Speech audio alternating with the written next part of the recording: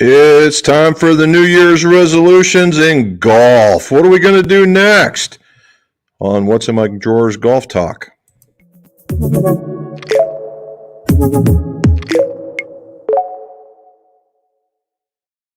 Welcome back to What's in My Drawers Golf Talk. Jim McCleary here. And why is it What's in My Drawers? Because old Clubmaker Club Fitters are tremendous pack rats. And they ain't any different. This is what was all in the drawers of the shop, and it's turned into a really cool conversation. And I will say, last week with Matt was a world record setting 2 hours. That was something else. Thanks, Matt, for joining and inputting. And we got all kinds of, Mrs. McGolf and I, we worked out a side to side instead of just back and forth, so it doesn't look like you're 18 miles away instead of just across the way from us. So not too bad. All right. Before we get started on this one, if you would, like and subscribe, hit that bell and notification stuff that's all across the bottom, and that way you get more of the videos when they drop. And this last week, I threw out three. I threw out three because I had three of them, and I wanted them all out of the 2022 era, and so we could start fresh into the 2023. And we're going to talk about a few of them as we go through what we did in the shop. Right now, what I got in the shop is actually two sets of irons getting ready to go out. Some D9s with some Nippons in them that we fit a local golfer. And we have a set of Mizuno Hot Metal Pros with the Recoil 95s in them. Plus, I did some adapter switching for a golfer in Canada. So it's already taking off for 2023, which is a good thing. And it's working out pretty decent. We put the little film on Instagram about the clubs as they were getting ready to be glued, and so it was very interesting what we saw. So we'll kind of keep this going with and talk about the videos here. But this was one of the sets. I don't know if you saw this one before. This was a normal build.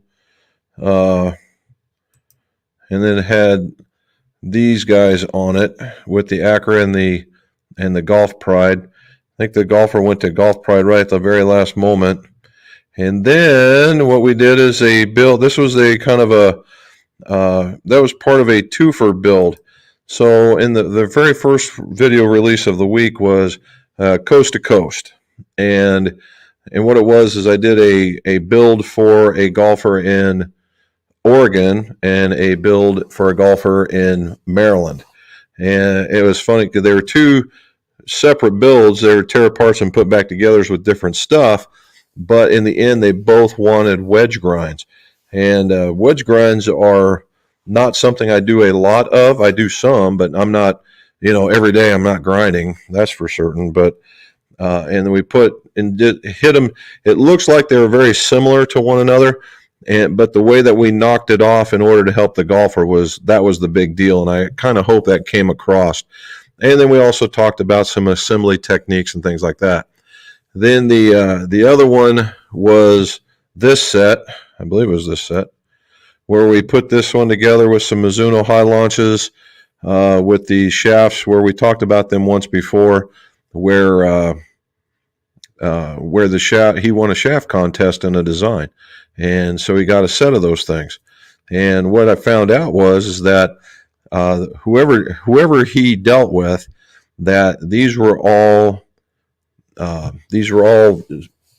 parallel tip shafts that were cut and then measured down or trimmed down to fit into taper tip hosels.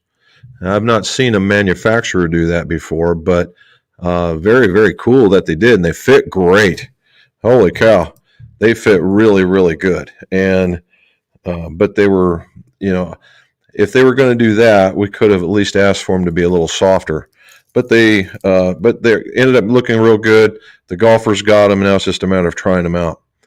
And then the last, here's another picture of it. There you go. It's just the same thing sideways. There's a better of the grips and the shafts. The last one was my final worst repair for 2022. And I say it was worse repair mostly for the fairway wood than it was the irons. But that's what we turned them into. I should have had a before and after on this one, but so you see how the ferrules are nice and shiny and actually touching one another, and then into the irons that if you look at them, they're actually made to mold right into the ferrule, and they actually are together and they're all the same size. And then there's the Obons that they were Obons, and so what this was is the golfer had an Obon Kiyoshi shaft that was going into a Rogue 3-wood, and the ferrule and the end of the hosel were about this far apart, and the head was tilted. And I thought, man, the tip's got to be broken in this thing. Come to find out, it wasn't inserted all the way. There was weight in the bottom, so it didn't get full insertion, and it was a 335 going into a 350. There was just all kinds of things going on with this thing. It probably would have hit once and either broke off or flown off. That's just where it was going. So it was a good thing you had that fixed. And then the other ones were in the irons. The irons, there was no finishing technique. They were probably in there pretty solid, but there was no finishing technique, and just about every ferrule was different. There was at least three different kinds. And so we took all that apart. And so he got what we fixed them for him, so now he can go play, which I think he's already done. So that was where that one's at, and so we're good with that. And the other things are going on. So that's what we were doing there. Did a little cleanup in the shop. For those of you guys who don't know, that here in the McGolf household is New Year's Eve is, we'll call it, it's sacred because it's our anniversary. And we celebrated our 39th anniversary a couple days ago with some friends from Indiana. And I can tell you that I am not used to staying up late. Woo! But it was a good time. I did another prime rib, and it turned out a little undercooked, but man, it tasted good. So we were really good with that. And so we are able to enjoy it. Should I tell them now or should I tell them later? I'm not sure what you're going to talk about, Jim. About your new toy. It's our toy. Our toy, is it? Uh-huh. Well, I guess I'll tell you, as a anniversary gift, we ended up getting one of these. There you go. So we got a Tahoe. Anyway, that's what we got, and it's a sage metallic green, and the thing is just super duper nice. And although we got it's sitting in somebody's parking spot, so we'll see how that works out in the end. Proof will be in the pudding. Proof's in the pudding. Okay, so New Year's Eve, New Year's resolutions, golf resolutions. Let's hear it, right? Let's hear about it. What are we planning on doing? Did we meet our goals from 2023? Mine was to break 80 more than once, and I did that. I didn't get to take the test that I wanted to take for the PAT because basically business got in the way. However, that I'm going to try and put back on the list again. We're going to put it on the list to take the PAT. I'll be 60, so that'll be different. I might even move up at that point. You never know. So we're going to do that. I want to break 80. I'm going to break 80 at least 5 times this time around in order to do that, and then have even more fun on our golf trips. So I had an outrageously great time this last time, and I just want it to be better. We met folks from Ohio. We had a good time. The couple we go with, it's an absolute hoot each time we go, and it just keeps getting better, and that's what I want. And I'd like to, I'd like to progress my fittings. I'm not sure what that means just yet, but I would like to do something like that. So tell me what you guys think. Tell me what you guys think, and we'll get from there. and see what our goals are going to be. All right. Jim and Robin shot a mud-filled wet 76. My resolution is to be more accountable in 2023. Now, if you listen to what Matt says, accountable, he's actually starting to take lessons, and from what he said last week, and it was neat to hear what he had to say about it. Because when people take these lessons, I get this idea that there's going to be this wholesale change of I was doing this and I'm not going to do that anymore. When a lesson could just inevitably end up in a tweak, and that tweak causes everything else to fall into line, and you may not even know it, but the ball striking gets better, your consistency gets better, that kind of thing. And I think so, you got to go into it with an open mind. There's particularly in the first one, when you go to these lessons, tell them what your goals are, and then let the instructor / fitter tell you how they work, and then hopefully you guys can work as a team and get her done. All right. How can I set up a driver and 3-wood to launch higher off the tee? Well, I think we talked about that one too, the off camera. And there's a couple of ways. Number one, the easiest thing is just to increase the loft of the club. Everything stays the same. You increase the degree, it's going to go up. How much? It depends on how much you're hitting, either down or up on the club. However, those changes come with other impacts, i.e. spin. If you increase it, you're going to see a little bit more spin. With a little bit more spin can decrease your distance. And it all is relative to how you're coming into the ball. You might need it in order for that to happen. Now, if you're looking for just something that's very, very, very minor, the best way to do that is just raise your tee height just that little bit. Not a full ball diameter, just maybe a 1/4 of an inch, just slightly higher.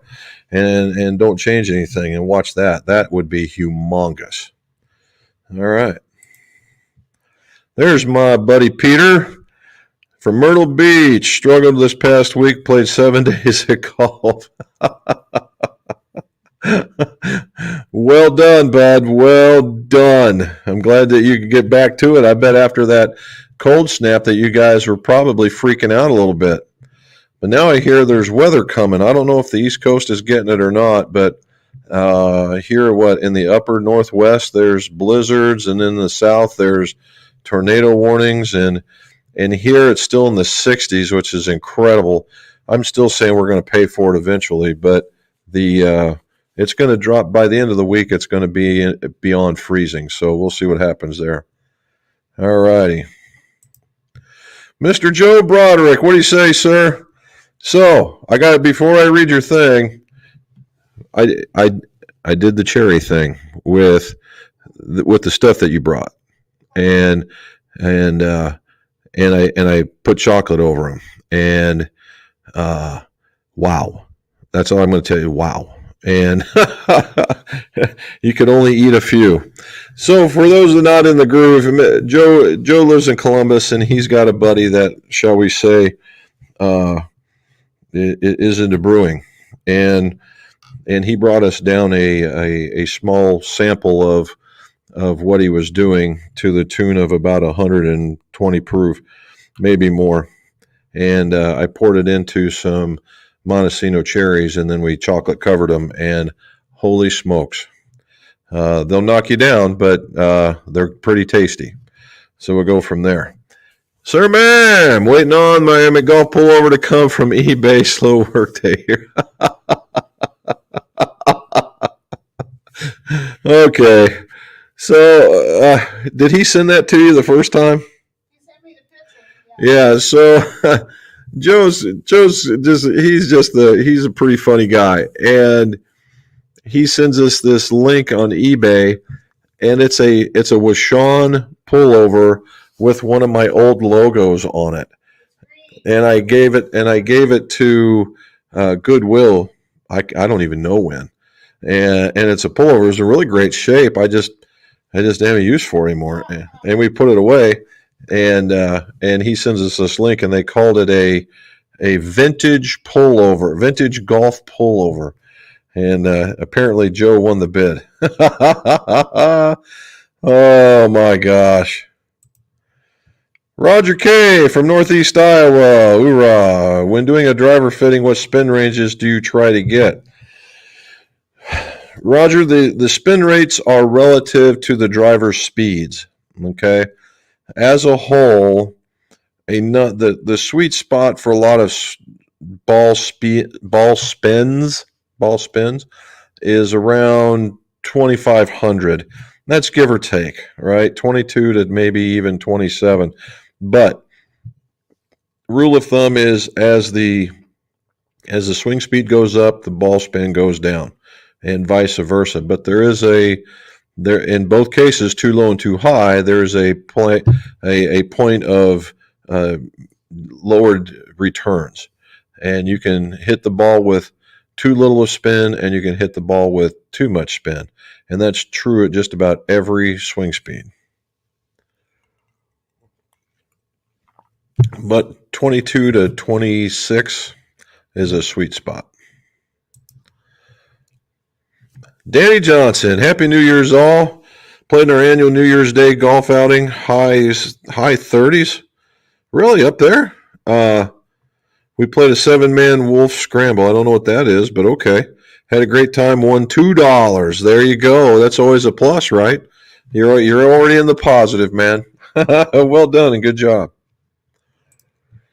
Charlie, how are you, sir? And there's Matt.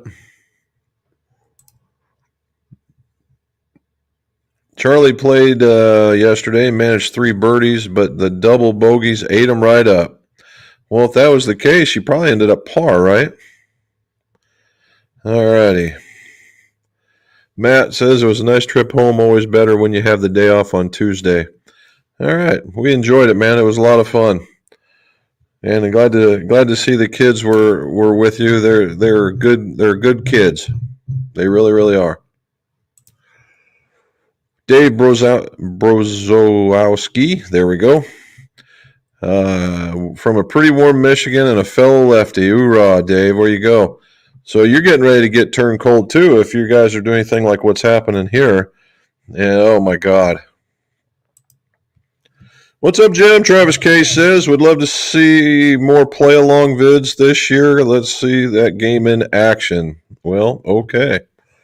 We want to try and get around to some other courses, too.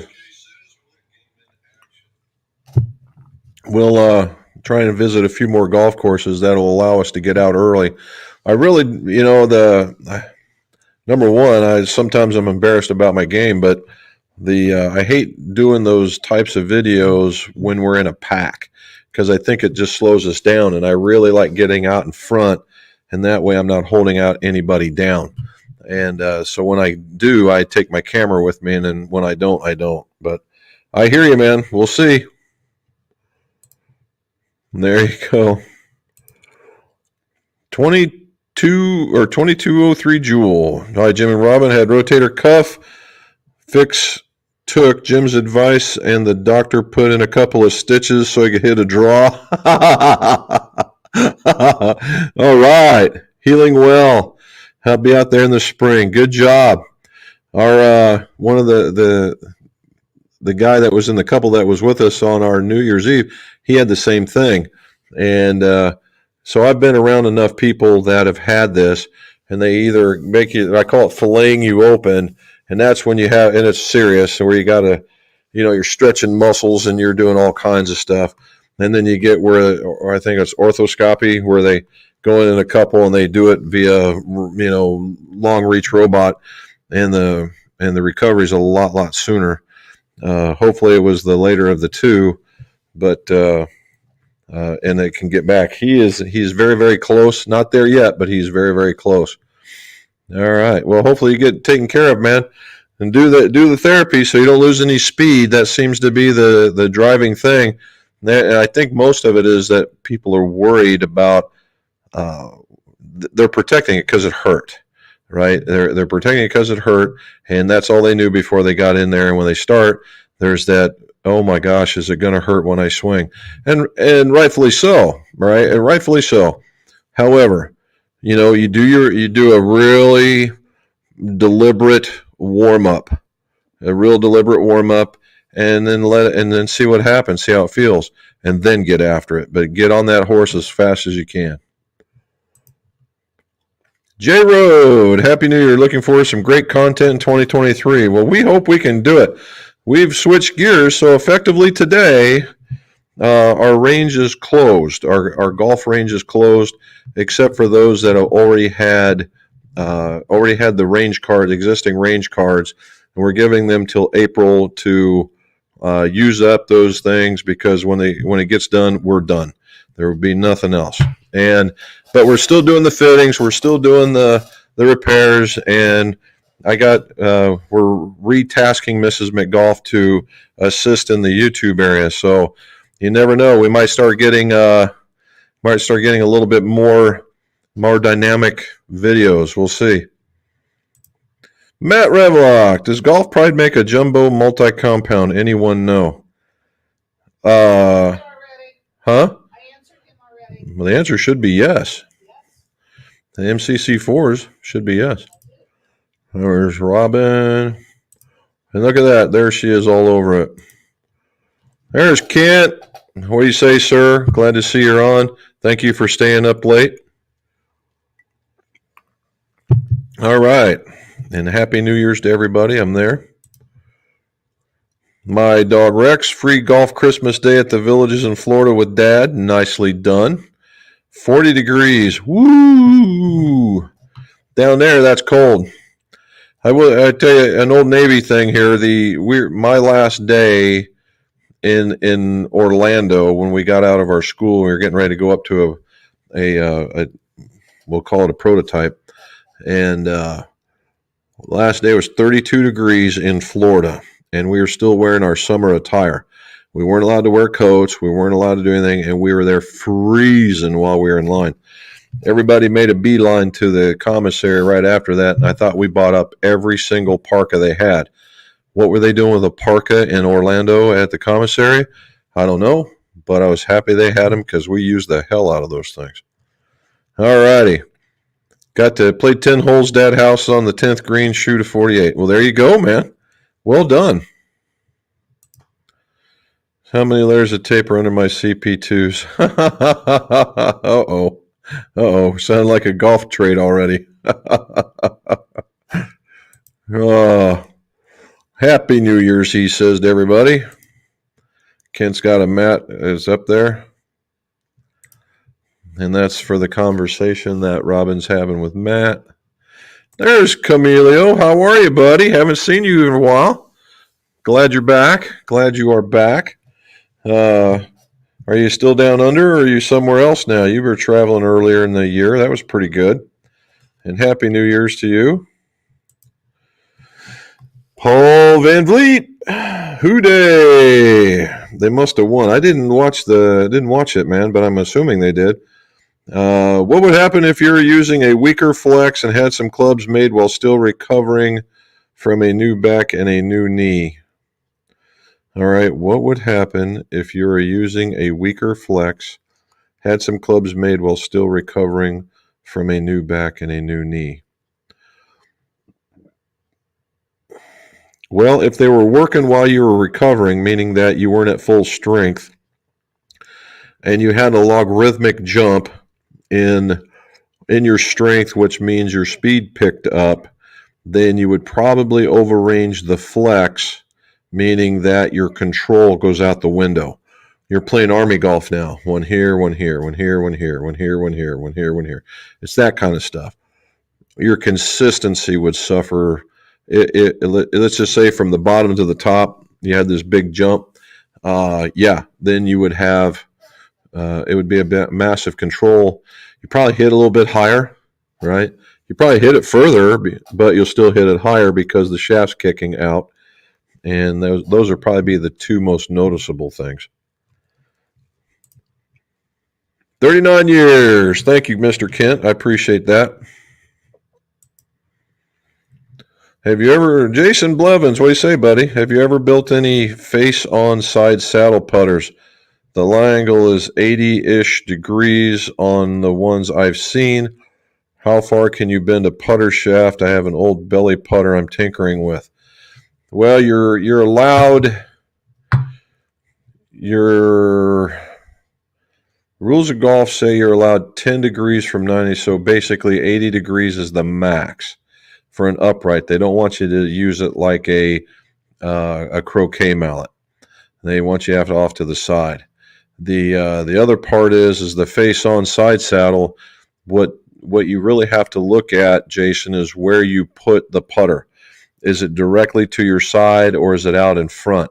When it goes out in front and stuff, what now you're dealing with how much it opens up, because where it sets, whether it's right here or it's right here, when you stand, will change that face, and but you have to do that.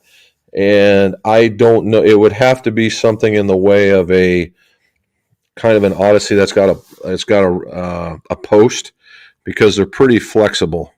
But 8 degrees is pretty rough. It'd be at the risk of the putter, but I mean, it can be done. I've done it, but it can't at the risk of the putter.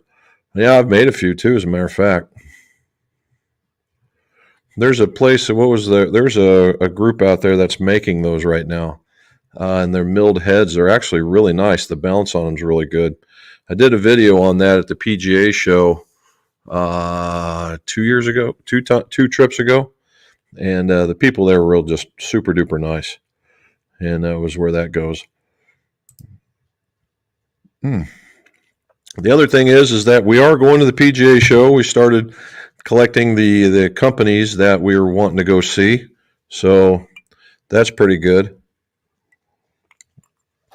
We're starting to see a lot of traffic now of the emails. The email traffic picks up of people wanting to see this, that, and the other thing. And I made a list of the people. I just went down and I said, I'm interested in this. And they made a printout, and I'm 4 pages long. They're not a lot in each page, thank goodness. And of all of them, the cool part about this is that of all of them, there might, of those 4 pages, there might be 4 that are not directly related to a golf club. There was a head cover one, there was a rangefinder one, there was a belt, and I think there was a hat. So yeah, it's going to be pretty cool. I think this is going to be it's going to be an upbeat one, I think, is what we're going to see. Paul says, happy anniversary. Thank you, sir. Thank you, Charlie. Appreciate that very much. We don't want to know about your toys. I know, right? I was hesitant to put that in there. I was just hesitant to put that in there. I like showing off my truck because it's an older model, but we just like taking care of it. All righty. Jason says that's a nice Tahoe. Well, we think so far.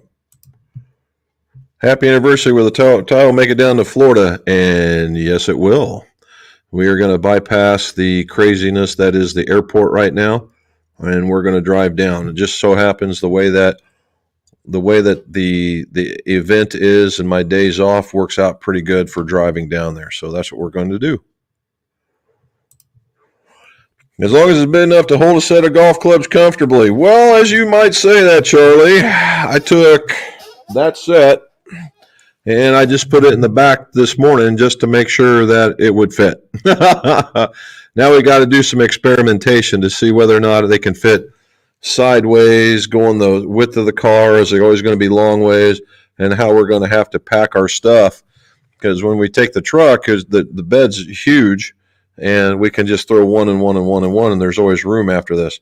Now, the thing's got third row seating, which we'll never use, but it lays flat. So we're going to see what it does in case of that, or for that. So we're hoping it'll work out good.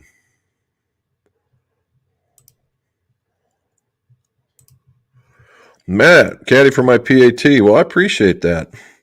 We're gonna I am going, as what a lot of people around here have done, and we've actually got a little bit of help from the Southern Section PGA members, and I've talked to, I don't know, 4 of them, 5 of them tops. It's not very many of the very large group, and they all say go to Springfield because it's super easy. Okay, well, I think and you can, but the rules have changed. It used to be you only can, there's only certain times you can do it. Now, all you do is pay your money and declare where you're going to go and have somebody sign off for you. So when I get to the point where my confidence is high, I'll give you a holler. All right. News resolution, work on my short game. There you go. Short game can be a huge, huge credit to lowering scores. I mean, even if you may not like the guy, but Dave Pelz the numbers don't lie.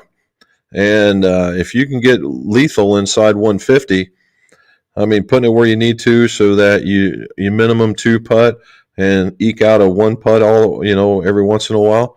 That's way better than shanking one out and having to recover and then 2 putting or 3 putting. Just a really strong short game can win you lower scores and maybe a little bit of money at the end. So that's a good one.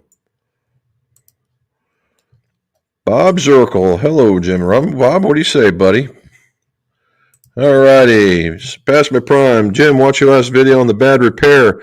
One of those types of jobs that I get occasionally where I wish I didn't have the price list, but it worked, but worked by the hour.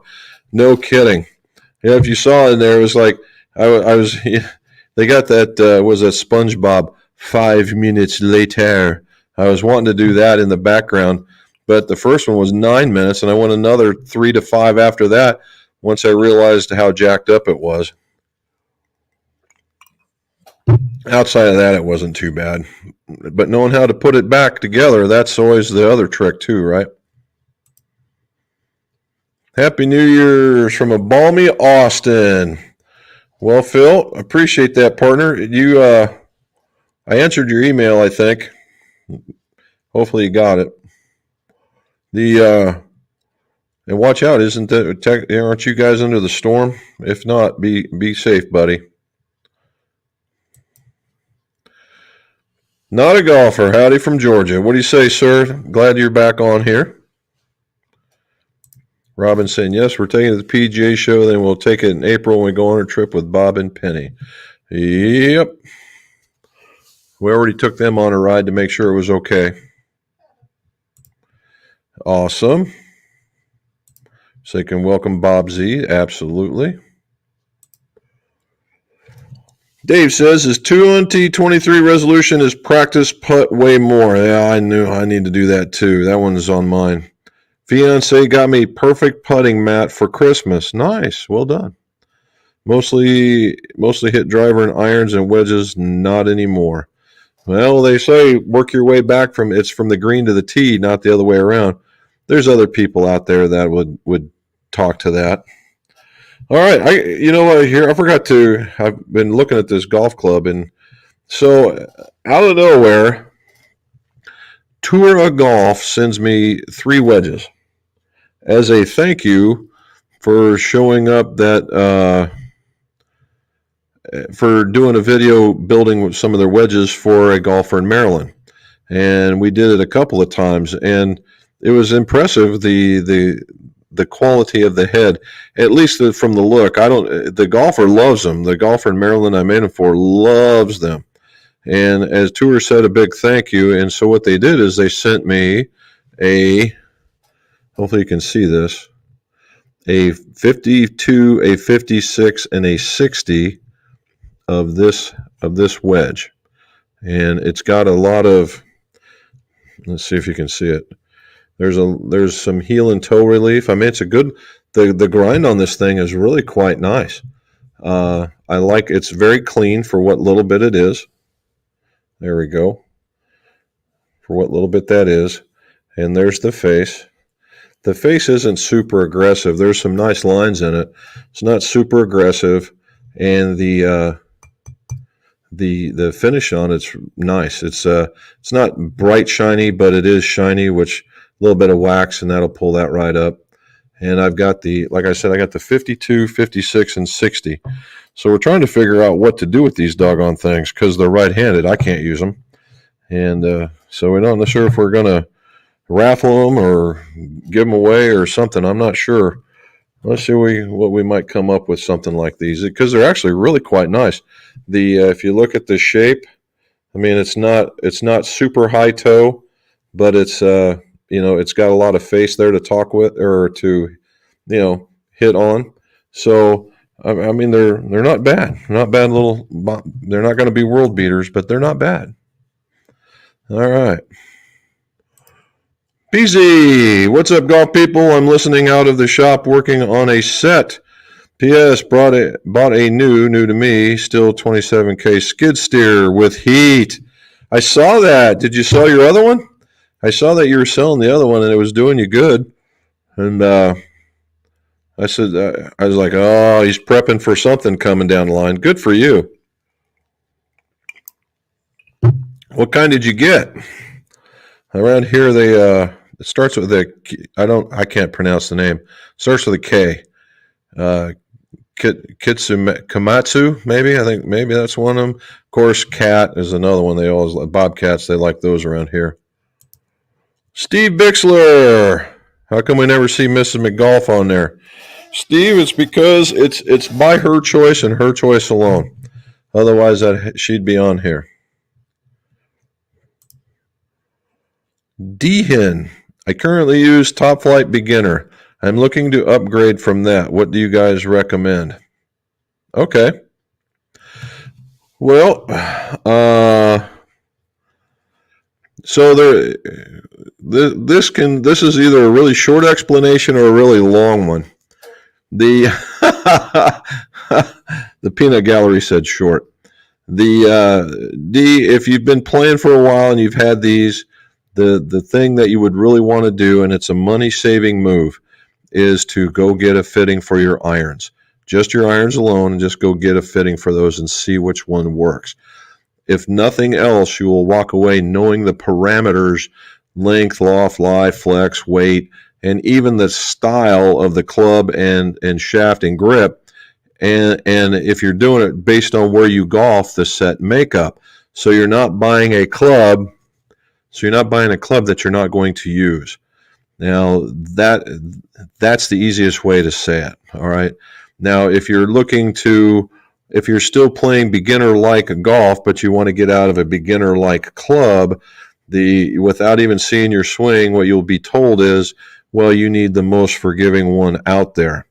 And the most forgiving clubs, which are super game improvement type clubs, with slightly lighter shafts, maybe even weaker flexes, so that your misses are not so penal.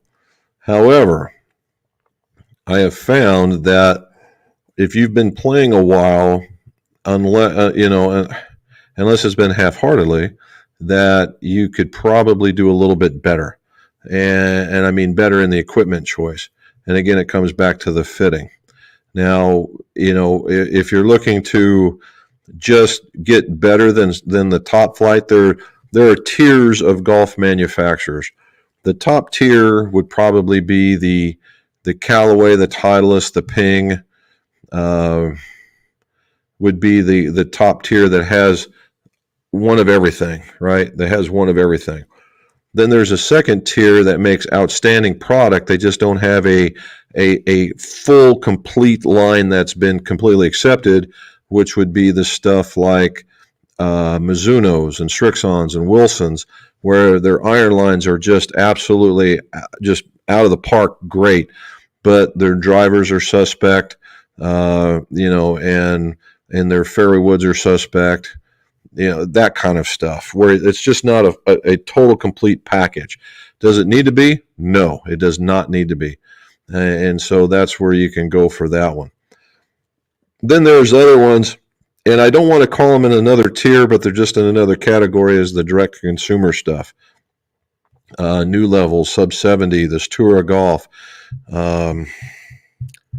There's one more out there that I've worked with a few of those, and they're all nice. They're all very, very nice, but I've not had a chance to test any of them, so I can't say one way or to another. if they're world beaters or not. So that's where I would look. So that's just where you have to look. So again, if you have the ability to do it, I would say go get fit for the clubs, and then you're under no obligation to buy the irons after the fitting. They might make you a pretty good deal, but you're under no obligation. So just go figure out what you need, save your money, and make a really, really smart purchase, as opposed to making a poor purchase and having to lose a lot of money in the long run. All right. There we go. Mr. McGough saying the clubs are drawing, and they are. And somebody's a happy camper. Yeah. Look at that stuff. Whatever. Michael Barber, thank you for staying up late, sir. Happy New Year's to you and your fellow golfers. Thank you, sir, and same to you. Let us know if you guys have any New Year's resolutions. Matt says he's going to be more accountable. We got another one saying that we are going to work on our short game. I'm saying I want to break 80 more than 5 times and actually get into the PAT. Just so you guys know, so we're all from that, is that I contacted Dr. Guidry again in order to I think getting in shape is important. That's just a kind of a backgroundish thing for me. I want to get more into shape and able to play 2 solid rounds without being tired, and in order to pass the PAT. So I'm gonna work on that. And the last time I did it, it was all a quest for some speed, of which I got, and I think it's deteriorated since I've stopped doing the workouts. So this time I'm going to get a program together, and we're going to just keep it, and hopefully that's what helps. So I can get up there with Matt. All right, Tom Hugh. Oh, look at this. Oh, it's the driver, the Stig. It's the Stig. Nice, man. All right. Hello from the UK, and thank you for staying up late, Tom. Mr. McGough, quick question. I had a set of P790s, yes. Dynamic Gold 130s, okay, that were stolen. That's not good. The only replacements I could get had 105 shafts. Haven't played well since. Well, chances are you are used to the weight. And I just had this question. We were talking. I did you guys saw the putter thing. In fact, we're going to go to that next. Went to the putter thing, the back weighting. A gentleman came down from Columbus, and he had a Makefield putter. He bought a Makefield putter based on the video and changed one weight on it. And it was pretty cool. And we put a 5 gram back weight in it, and his pattern went just like that, just with one installment. And as I put more weight, it got worse. So it's important to go through and get that kind of stuff done. Anyway, we talked about this 105 and what could happen, because he was talking about it. And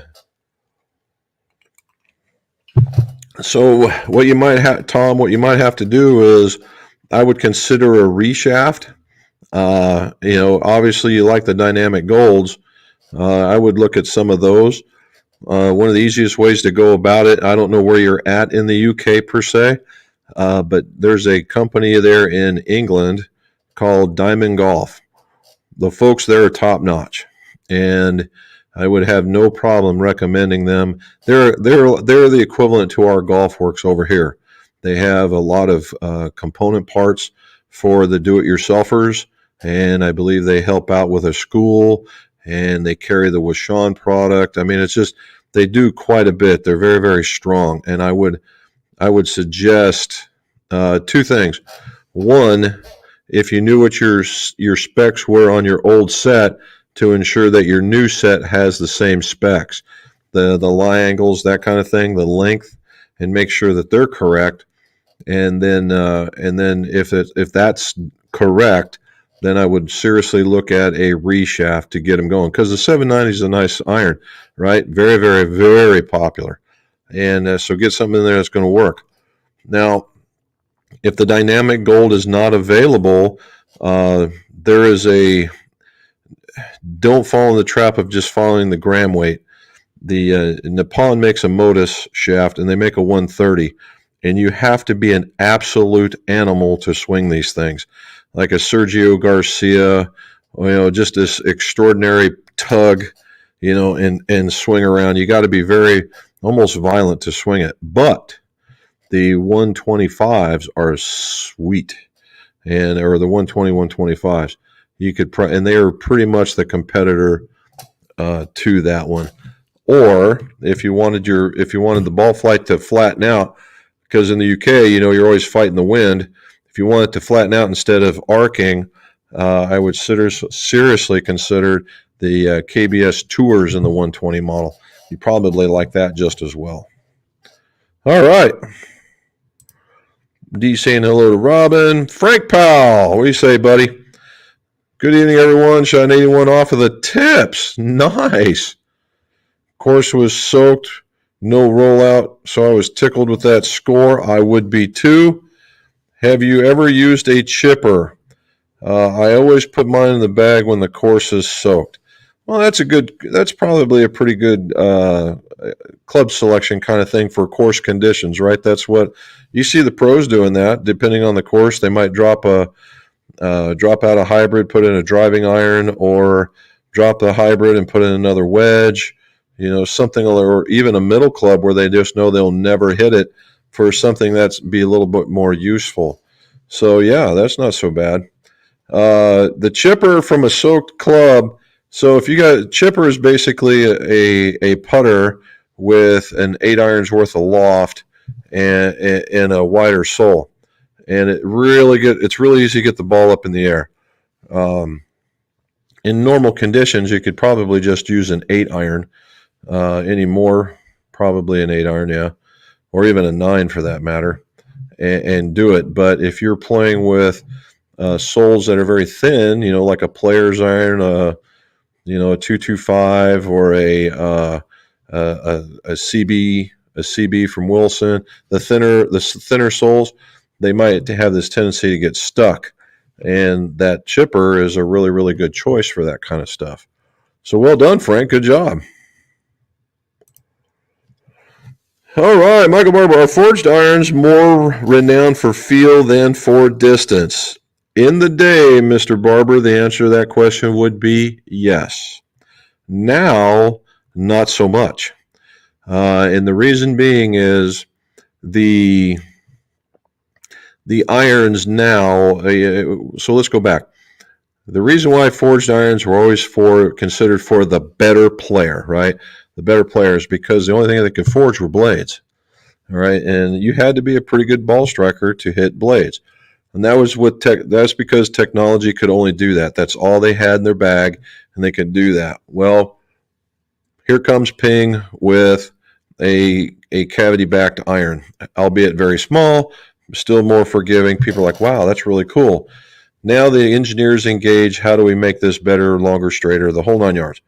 And now we're seeing where the cast clubs, i.e. the Pings, where the I2 gets in there and it hits a country mile. It's real easy to do because it's got a GABA offset, it's a stronger loft, and it's way easier to hit than, say, a blade. Well, yeah, it's because that's the design. Now all of a sudden comes in this, well, you got cast is for guys that aren't very good, and forge is for those guys that are great players. Well, now another technological leap, thank you, computers. And now we have multi-piece forged clubs and technology that will allow you to forge cavity backs. And now all of a sudden you can have a player's cavity back, and sometimes even we'll call it it's not a super game improvement, but maybe a game improvement forged iron, of which hits just as far as a cast club. And so you're doing that. Now, I will say this. Not the Big Bertha, but the new product that's coming out for Callaway. It's going to be called the Paradigm. And the Paradigm is going to be a multi-piece forged club that's going to hit as far as the rogue. Okay? It's going to hit as far as the rogue, but it's going to be smaller, more compact. It's going to have a little different look at address, and it's going to go as far as the rogue. All right? So it's going to be very, very, very, very strong. So as far as feel goes, in the day, maybe, is now not so much. Now, I will say this. We did a test. KZG made an iron that was cast and the identical copy and forged.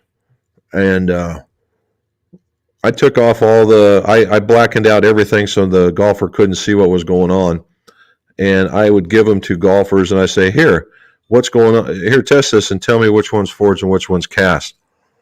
And the golfer was right less than 50% of the time. And I've heard tell that that's happened on the tour, and they were about a 50-50 split. So I know that it should have been an easier one, but I wanted to let everybody understand where that comes from. So the answer, still, I mean, forged clubs do feel different because they're different metals, but not so. It's not so obtrusive or so, all that better that, you just have to have it. Not anymore. JJ, Happy New Year. New guy here. Was wondering if it's possible to retrofit a Oh, wait, here we go. Retrofit a wood shaft into a modern putter head. Ooh-wee.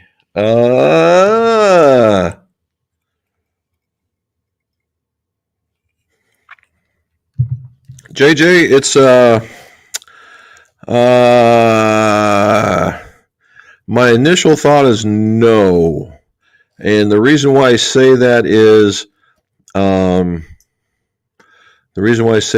because of the way a wood shaft is designed. If you think about a wood shaft, it goes like this, it curves in, it comes back out right down before the hosel, and then it tapers in.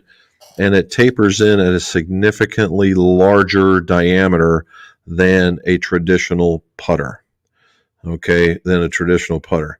Now, there are people out there retrofitting, or not retro, they're making, I've got one on my wall right now. I got from French Lick, Indiana, that Tad Moore made.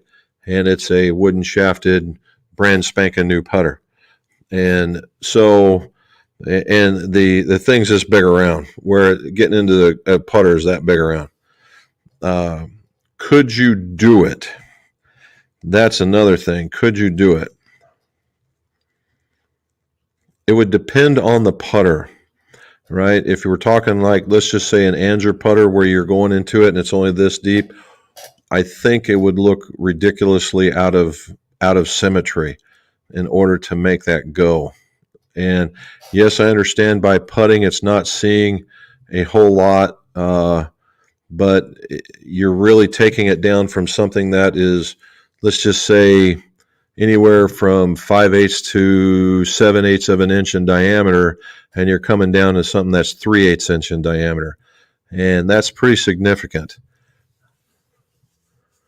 I'd have to think about that one for a while.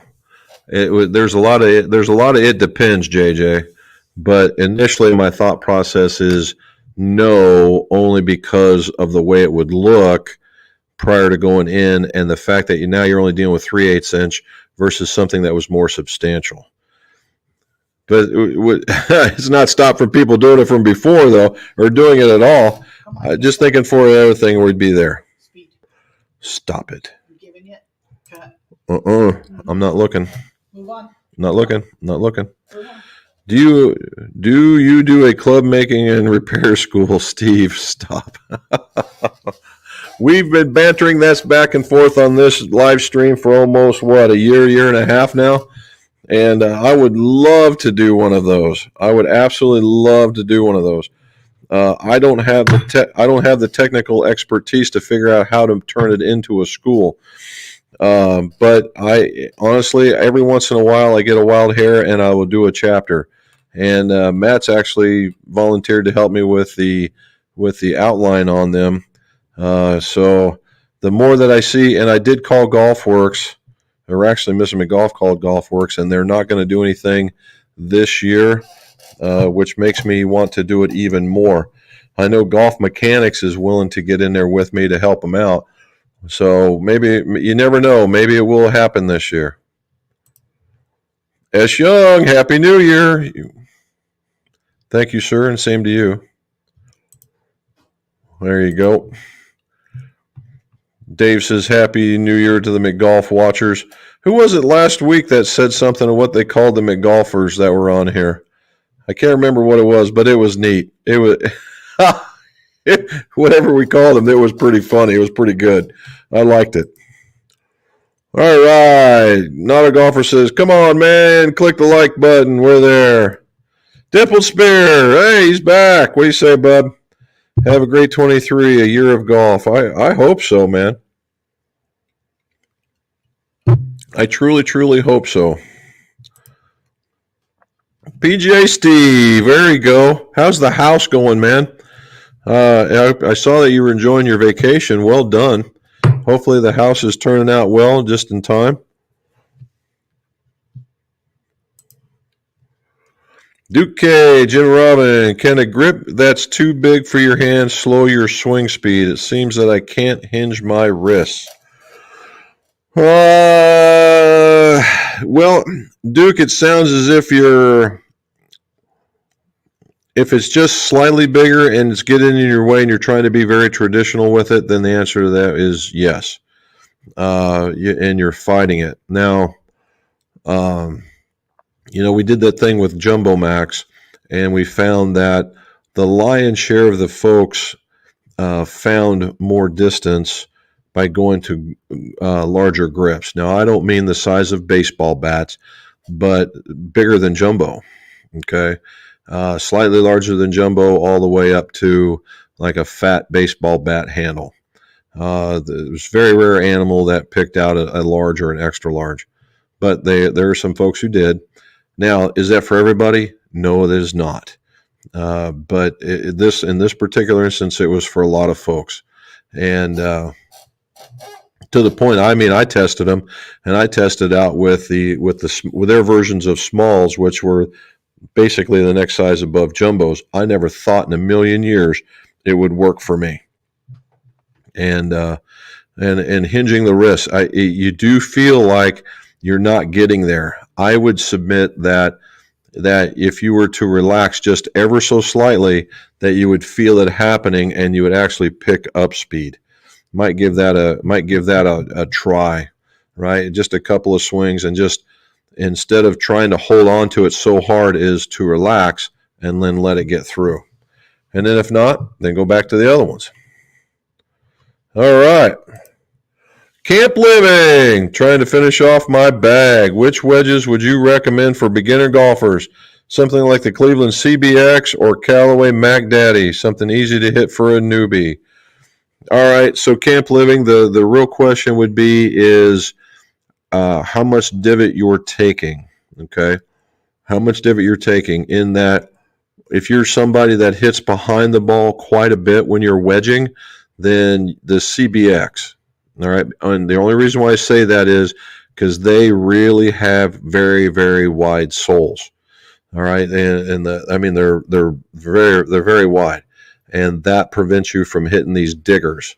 Now, from a Mac Daddy point, if you're clipping the ball and you're making, we'll say, fairly good contact, then it would be the Mac Daddies for certain, because they have different selections from the standard grind to the X grind. These different grinds for different applications of where you're at, how you hit it, the golf course that you're on, that kind of thing, that may improve your ball striking or your wedging and where to get there.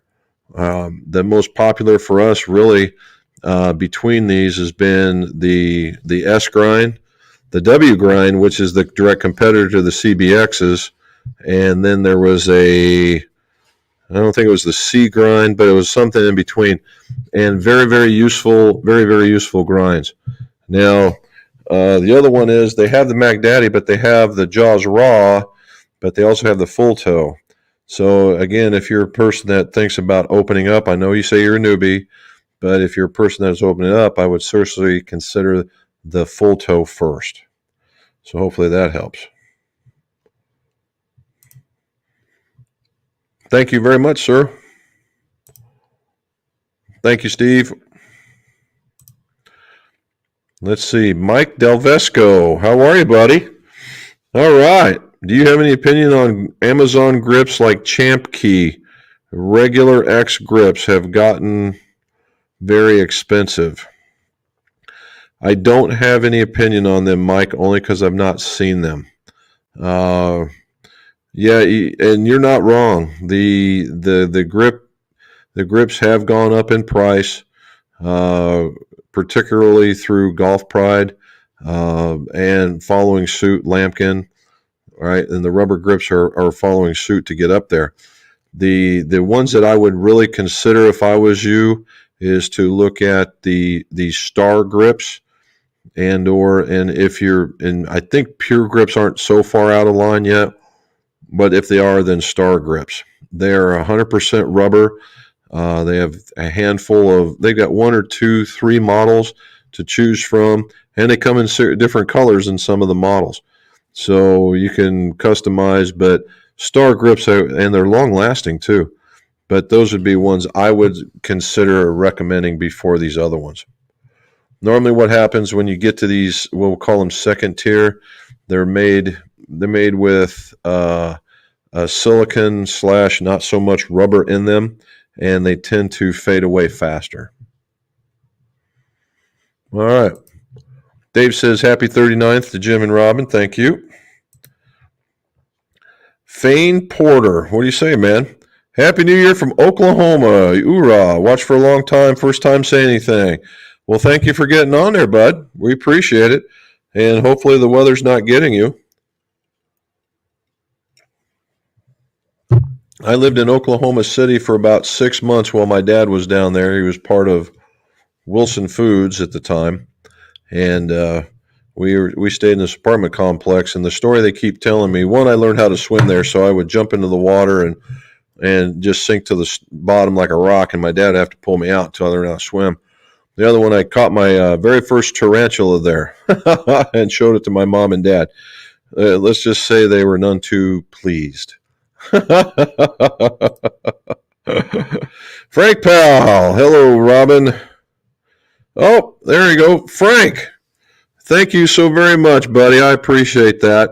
I really do. These things, when they come in like that, I just am absolutely tickled every time that happens, and I appreciate it. I really, really do. Me and Mrs. McGolf, we just kind of giggle at one another that you guys do that. And again, we truly appreciate it. If there's anything we can put out there to help you guys out, please let us know. Happy anniversary. Yes, sir. All righty. Here's a new one. George Furman. If I like the shafts that I have, can I have the heads be replaced? Yes, you can. Yep, you can, and that's just a simple yes. Yes, you can. Now you got to make sure, when you're putting them together, there's hosel depth and ground to bottom bore and that kind of stuff. But as a whole, the new modern clubs are very, very similar to one another, so you don't have to worry about it. If you're doing something that's in say from the early 2000s into the 90s, then you got to kind of watch it. But this latest stuff, no, you're good to go. George Furman, thank you. You're good to go, buddy. John Timmons, what do you think about UST Mamiya recoil shafts? John, I used to be a tour spec dealer, which means I got what the tour got. And there for a while, when the recoil first came out, there was not a shaft on the market that could beat it, not one. And they started putting new models out. And the first couple were really, really good. Here towards the end, I think they kind of lost their way. And the latest in the true recoils. And with this latest release of the recoil Dart, I think they found it again. I have worked with the Darts several times, and they're very, very nice. They're not all over the map. They're easy to work with. I think the consistency is there to the point. I was just in one of the sets I was telling you I was building, there were 95s, and the 95s were at a place where the cool part about it is the frequencies were dead solid. They were perfect, and that was what I wanted to see. Where if you were worried about, when we do the flow and spine, the labels are all over the map, but that's that's a very small, minor thing. So the last two works with them. I'd give them a big thumbs up, and I wouldn't have any problem recommending them again. They are, aren't they? I think they're really nice. I think they got a lot of bounce on them, too. If I look at them, I'd say they're right there. I mean, from a spec point of view, that this hits a lot of the marks. I just don't know how they hit. And all the left-handed stuff they said they had, they were out of stock of. So I can't tell you. But the guy in Maryland, we went through 2 sets of them and a whole bunch of wedges, and he says he absolutely loves them. And that's after we put the MMT in them. Those are the Ninja irons. They were all blacked out. It's pretty cool. There's Frank. Thank you again, sir. Are these forged? Yes, they are. They are. They say it right there, so they must be. Here we go. Right there. They say they're forged. I think these guys are out of, if I saw the label right, I mean, the labels came from Asia, but I think they might be in Canada. I'm not sure. I'd have to look again. Danny Freeman, how can I get a little epoxy off a ferrule after it has dried? Would I have to put a little heat on it? If it's just like a glue booger, I would take a really small like penknife and try and just pop it off. But if it's like, assuming it's like on the side, right? If it's down underneath, right in this area where it meets, right? If it's right in this area, I would try and just take this knife and just plink it off. If it's on the side, just 5 seconds, right? 1, 2, 3, 4, 5, and then try and plink it off with a penknife. But I wouldn't go any more than that because it starts softening up and then you run the risk of putting it in there. But yeah, normally that will take it off in a real quick one. There's Brian. How are you, buddy? Haven't seen you in a while. Treated himself to a new Maltby Max milled wedges and a Cobra 1-length irons. Keeping my Cobra F8s as a backup during the transition. Good man. Good man. Let me know how you like the Max Mill. That would be interesting to see. Maltby makes some good stuff. Danny, Happy New Year to you. Thank you. Tom, thanks, Jim. I'm in the Northeast, so at the other end of the country. Well, yeah, that's a bit of a drive then. The specs are the same than the other shafts. Happy New Year. Well, then I would, if you could get them to, if you have the skill sets or there's somebody near you, I would just have the shafts replaced and then go from there. And you would probably like them quite a bit better. Maybe somebody at the local club that has the skill sets, or you could send them straight to Diamond Tour and then let them do it for you as well. Glenn Burr, how are you, sir? Happy New Year, as he says Happy New Year to everybody. Brian, new rules in Golf 23. Your sales are going to go up with the new 18 clubs bag. Well, we can only hope, Brian. We can only hope. Can you imagine now if 18 clubs, there goes all the golf bags. Now the golf bags with like the 6 pockets in them are going to be all the rage because the 14 pocket bag is going to go away. That's going to be something. I don't know why you would need 18, but hey, at the rate we're going, we're going to carry a 6 and a 7 and about 7 wedges. But it's pretty funny. Danny Freeman wants to know, does Acura have an iron shaft for smooth tempo 75 mile an hour swinger? And do they have a senior flex in any shaft? Well, they do, Danny. They do, and their iron shafts are called I series. And there's 2 series. There's 2 sets of them. One is an I series, and then the other one is the I series with the CWT, or constant weight.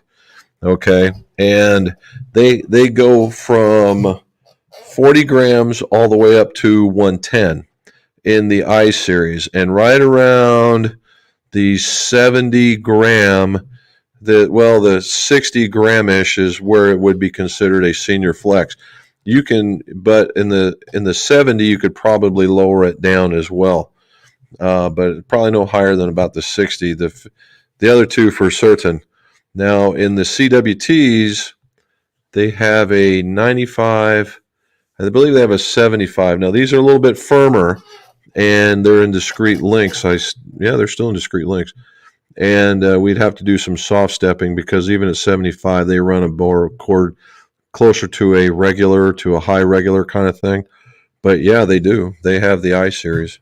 They normally go by weight, and then they let the club maker get you into the flexes because they have a lot of tip section. All right, John Timmons, Happy New Year. Goal to break 80 for the first time. I'm with you, John. I am with you. I am all about let's break 80, man. Let's get down there and get into it. And life's so much cooler when you can put a 7 on the card. Or if you're Matt, it's when you put a 6 on the front number. But I'd like to do that. And in fact, one day I'd just like to shoot I'd like to say an even par round, but I'll give myself a little bit of realistic goal. I'd like to see, because I've done 78 and I've done 77, I'd like to shoot a 74 just once.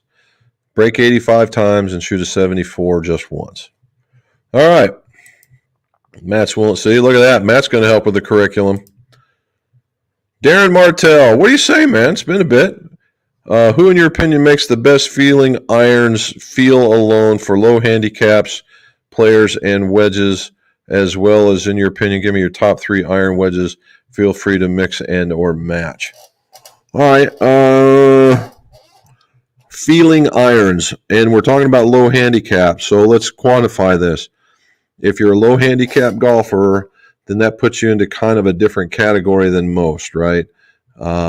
Traditionally, that's a smaller club, a little less offset, that kind of thing. For me, for people that are really wanting to get there, are we'll call it the player's distance category, where there's slightly larger versions of the same, but they're stronger lofted. And in that category, there's quite a few. But as far as feeling goes, I would probably have to go with, right this very moment in time, I have to think about this one for a minute. So keep in mind, I really don't know what the Titleist feels like, and I know they got one in their lineup, whatever the AP2 replay is. I think it might be maybe the T200 or the T100, but not the T100S. And I don't have a whole lot of experience with the Ping. Both those guys make a great club. I just don't know from experience. I just don't have any. But the rest of them, I would have to say I would go with probably, and you're talking low handicap, and it just depends, but the Apex Pro model would be a really good feeling one. The Mizuno 225 right now. And these are all players' distance categories. They're not players' models per se. Or the Rogue Pro, or the Rogue Pro with the Callaway. The Mizuno model, and then the Wilson D9 Forged.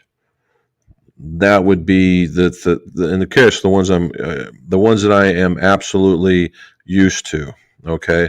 Now, if you were looking in the players model, the more forgiving players model, then that changes a little bit. Now, I know and the Titleist, the P790 is one to be is very, very popular too, because it looks like a blade, hits a long way, and apparently it feels pretty good. I wouldn't discount that one either. From a wedge and a feel perspective,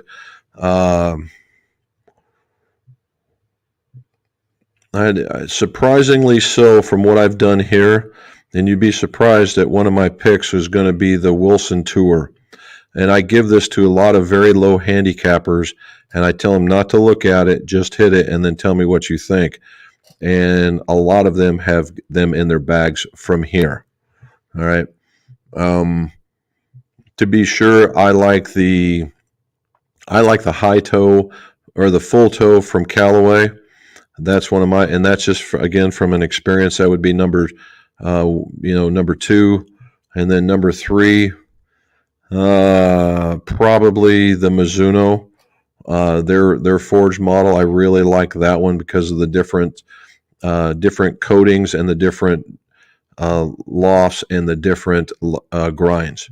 And those would be the ones. And I wouldn't necessarily, one doesn't have to go with the other one, just like you're asking. So if I was to go, for me, if I was looking at it and I was a low handicap golfer and I was just looking for plain and simple feel, I would probably be somewhere in the vicinity of probably the Mizuno irons and the Callaway wedges.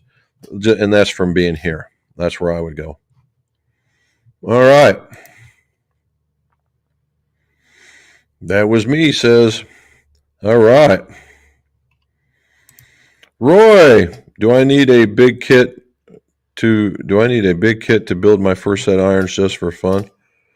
No, I don't think so, Roy. Really, what you need is, the biggest thing you really need is a vise and then a shaft clamp to hold it, a rubber shaft clamp. The thing goes for $3 to $5, and because you need a solid work platform to go from. If you're using steel shafts, then a tubing cutter, and then a whole bunch of sandpaper to go side to side to make sure everything's roughed up, and then a place to mix your glue. Now, at the end, the same thing with a much, much lighter sandpaper to finish ferrules, just to get them down to where they're not hanging over the edge real bad. And then depending on how you want to catch your solvent when you're putting on the grips. And that's pretty much how you can get started. Now, it's going to be very time consuming, but just to get started to see if you like it. And then you can add on speed clamps and belt sanders and frequency machines and things like that. But yeah, there's a beginner kit easily, and get into it for smaller. All right. Why does Cleveland have a limited bounce on the RTX and RTX full line of wedges? Mostly because they're so wide, Darren. They're so wide. And you can only give just so much more bounce before it becomes a deteriorating payback. You put too much bounce on a really wide sole, and all of a sudden it's no good. Now, what I like to call that is effective bounce. There's a measured bounce versus sole width. And as the sole gets wider, you don't need as much bounce because the sole starts doing the job of what normal bounce would do. So, for instance, if you had a thin sole that was 14 degrees, you could go wider and go down to, say, 9 or 10 and get the same effect. But now you're manipulative. You may not be able to manipulate the wedge like you like, and so that's the thing you got to look out for. All righty. There's Tom replying to Mike Del Vesco. I've tried Champ Key grips. They're okay, but not quite as good as Golf Pride that they're copying. Happy anniversary, Mrs. McGolf. Mr. and Mrs. McGolf. Thank you, Tom. There you go. So we got some guy that knows about it. Mark Piluti. Going graphite in my 4-iron Ventus 7S. Ooh, that's pretty substantial. If I want a 5-iron graphite is...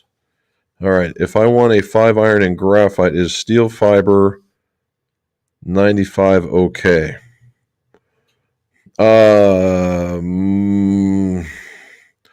Mark, if you're putting in a 7S in your 4-iron, I would probably go with the same iron in your 5.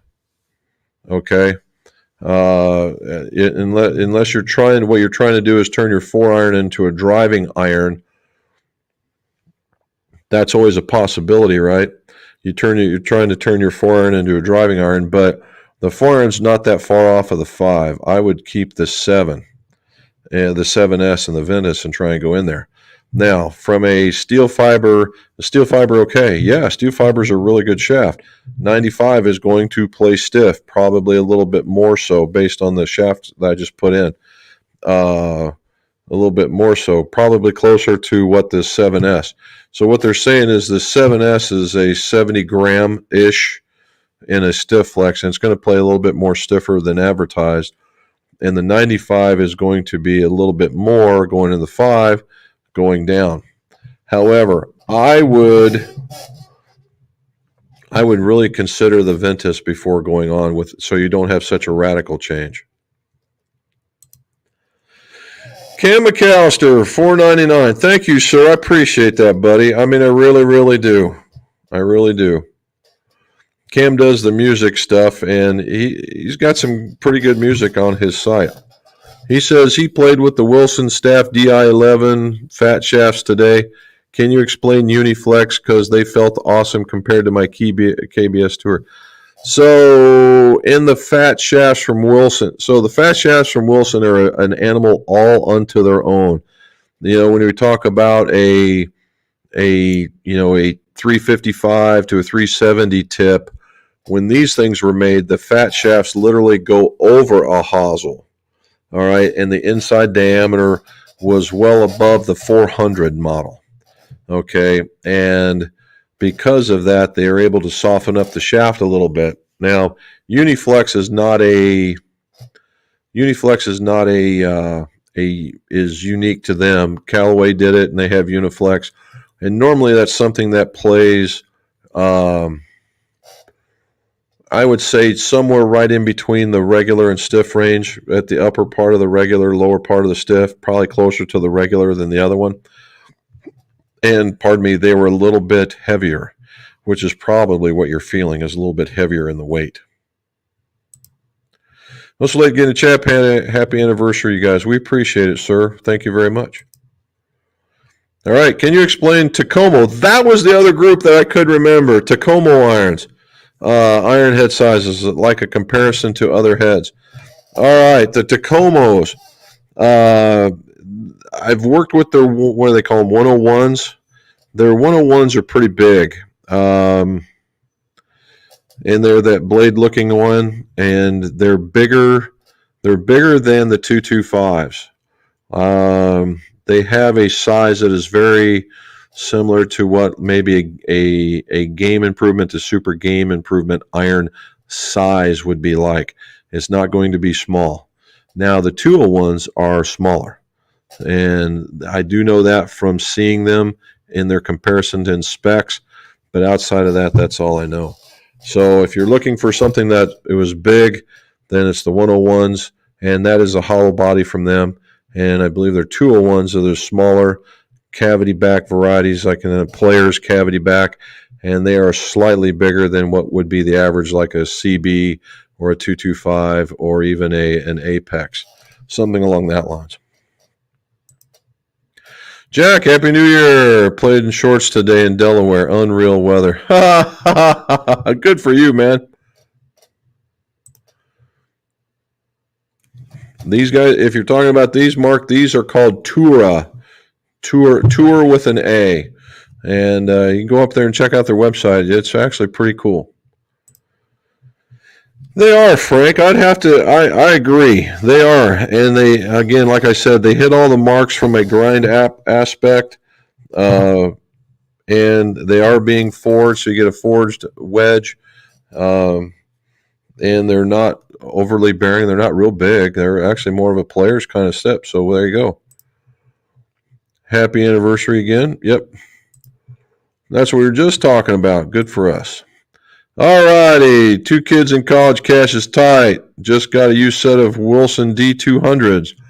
Uniflex, any good? I'm a 20 handicapper. Love your content. Dying art, unfortunately. Yeah.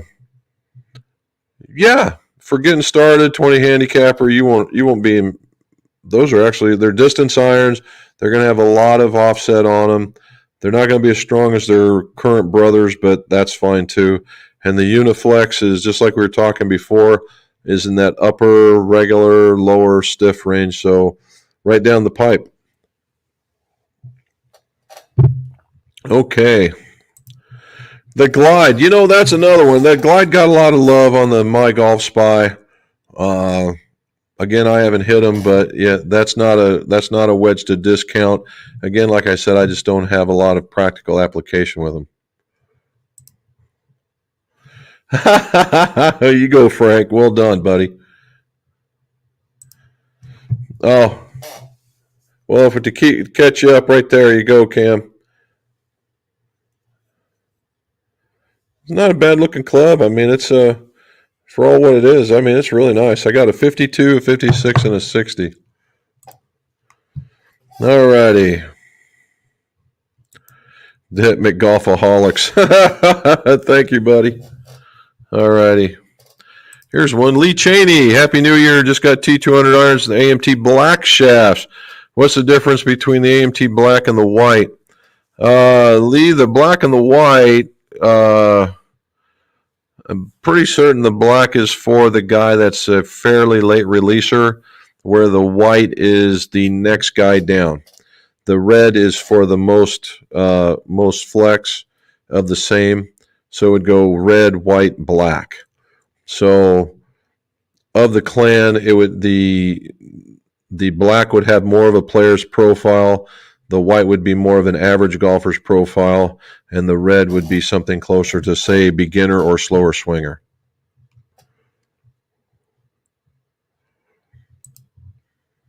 Yeah, I think the tour, Cam. I think tour is out of Canada if the shipping label is correct. Now, don't hold me to that, but I'm pretty sure that's what they were doing there.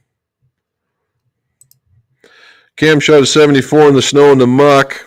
I'm a lefty golfer, hoorah, but I'm right-handed. Watch the video and lefties slice and the brain disconnect doesn't let the left hand turn over. Oh, here we go again. Let me get rid of this. There we go.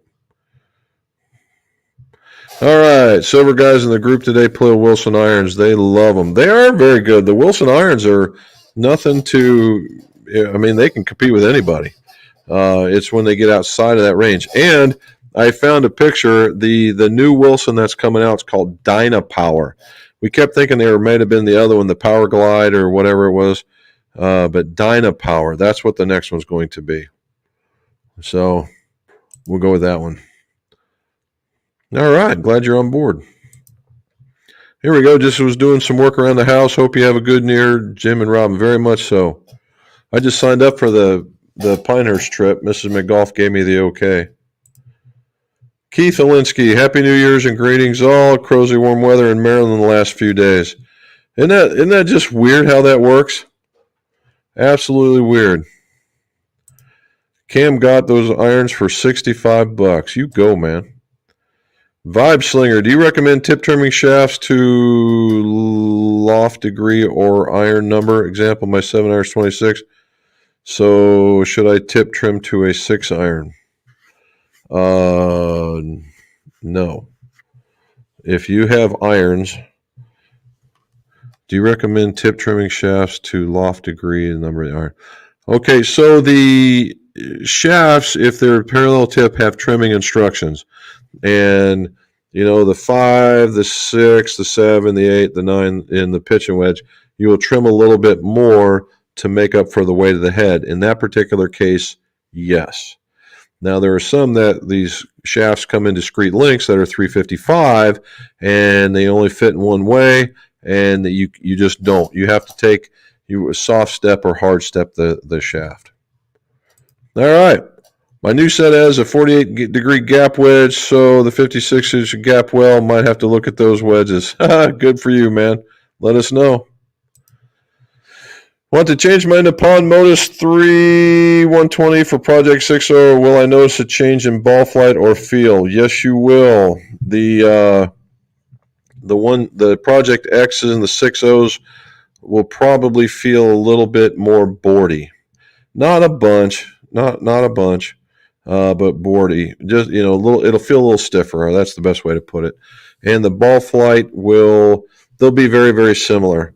They tend to go out. They don't flatten out like the KBS do. So you'll see that. I'd like the flights from the rifle product. All right. Blacks are between the reds and the whites. Weight difference. White is the heavy. Oh, it's the other way around then. Okay, I got red, black, and white. Okay. Double X. Some wedges feel too heavy to me. Any models or shafts you would recommend for lighter feeling wedges?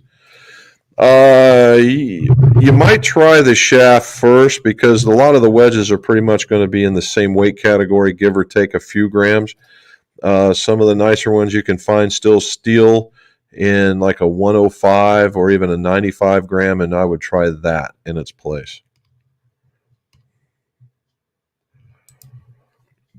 Cam wants to know if it's true plus or minus tolerance for iron shaft is 3 degrees strong or weak.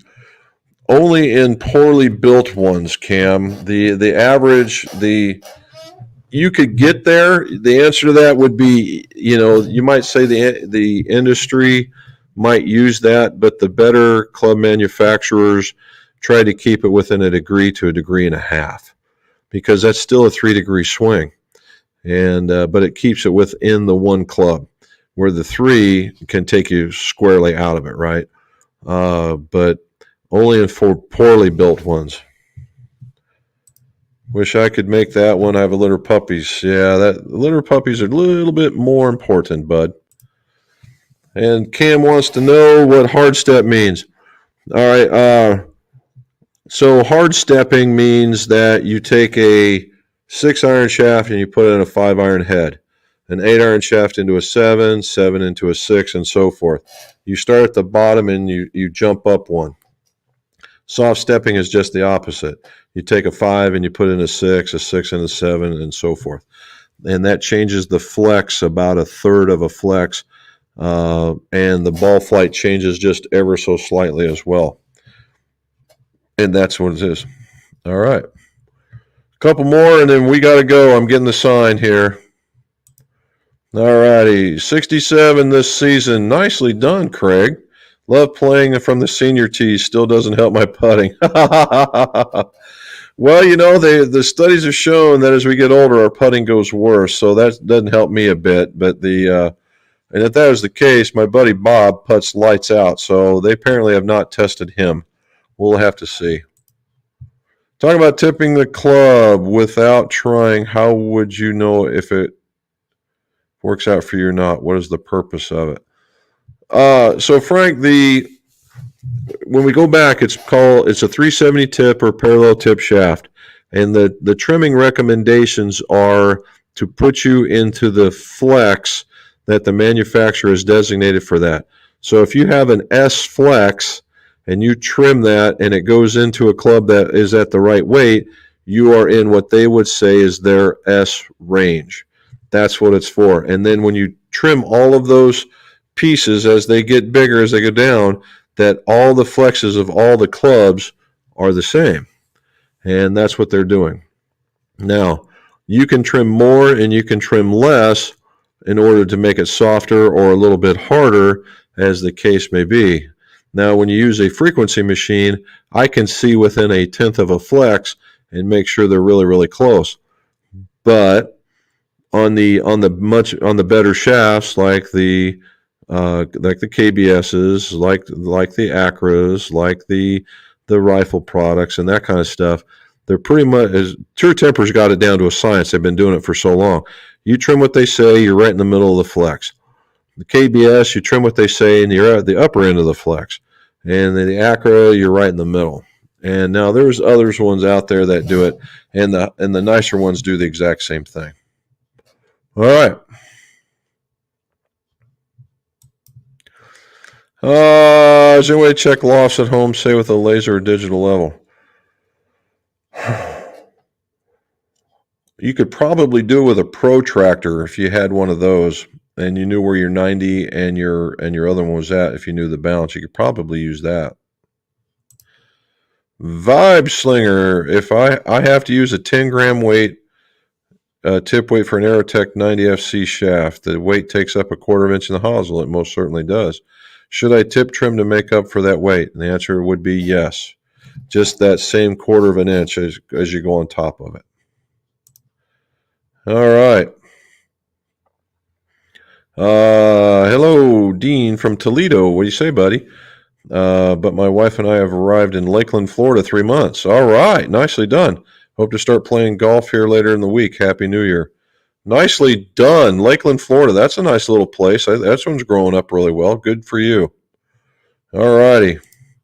Here we go. Last one for Cam. Thank you for your answers. Really appreciate it. Cam, thank you very much for the super sticker. And you too, Frank. I appreciate it very much. Okay, guys, we got down to the end. We've made it an hour and a half. I can hear it now, Mrs. McGough. Yacky smacky. Well, it's fun talking to you guys. It really is. So next time we come back around, I think we'll have a surprise in that I've got the guys from BGT that will come on here. So the Breakthrough Golf Technology, the stability shafts. So bring your questions and see what's going on. If not, they will be on the one after. But we'll be bringing them on. And we'll see what we've got going on in there and see how our weather is holding up for us. And let's see if our New Year's resolutions are still sticking. And then we go from there. Guys, again, I appreciate it. Thank you so very much for the super stickers. Thank you for the conversation. And as always, let's see your scores go low.